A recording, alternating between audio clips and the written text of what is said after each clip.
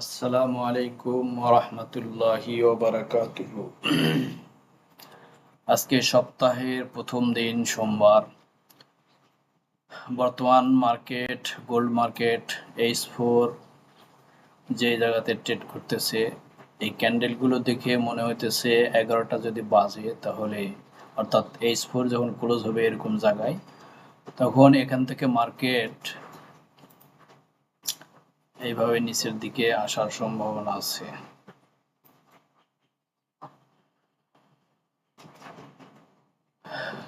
তো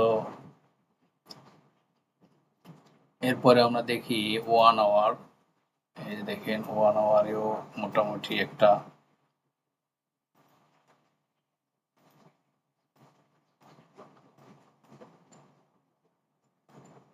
ডাউন ট্রেন্ডের দিকে যাইতেছে। এখান থেকে এই পর্যন্ত হয়তোবা মার্কেট আসতে পারে, তারপর এখান থেকে আবার উপর দিকে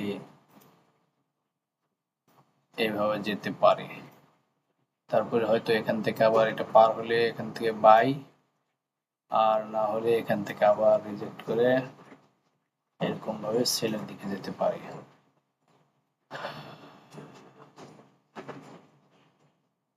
আমরা 15 মিনিটের চার্ট দেখি, তাহলে সেই অনুযায়ী এখান থেকে মার্কেট একটা এই জায়গার ভিতরে ঘুরতেছে মার্কেট বর্তমান।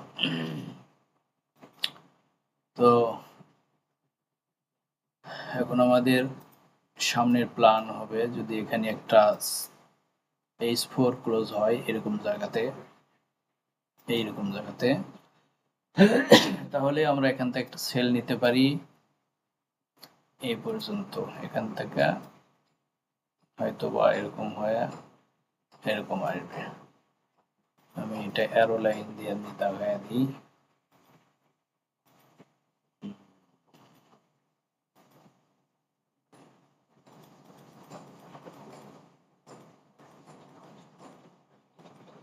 আমরা 1 মিনিট 15 মিনিটের চার্টে গেলাম, তারপরে এখান থেকে আমরা প্যাথ নিলাম, এখান থেকে হয়তোবা এরকম নিচে নামবে, তারপর আবার রিটেস্ট করবে, তারপরে এ পর্যন্ত আসতে পারে মার্কেট। তো আমরা যদি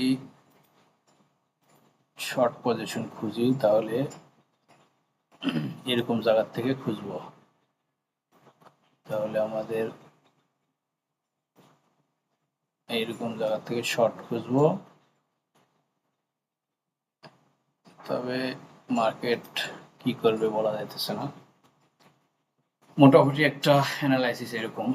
আর তাছাড়া এখান থেকে মার্কেট উঠে উপর দিকে যাবে, যেমন নাকি লং পজিশনের চিহ্ন হবে এরকম, এই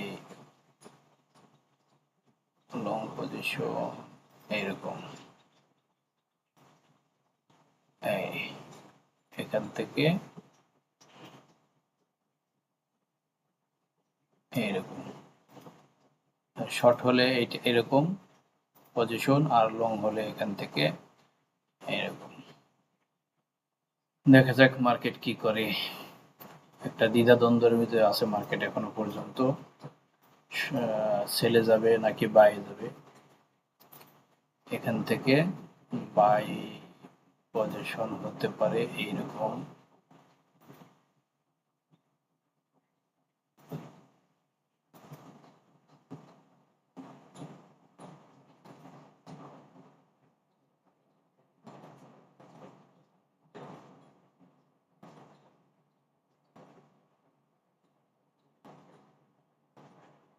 বাইয়ের চিহ্ন হলো এইরকম, আর সেলের দিকে গেলে এইরকম। তবে দেখা যাক মার্কেট কি করে। আসসালামু আলাইকুম ওয়া রাহমাতুল্লাহি ওয়া বারাকাতুহু।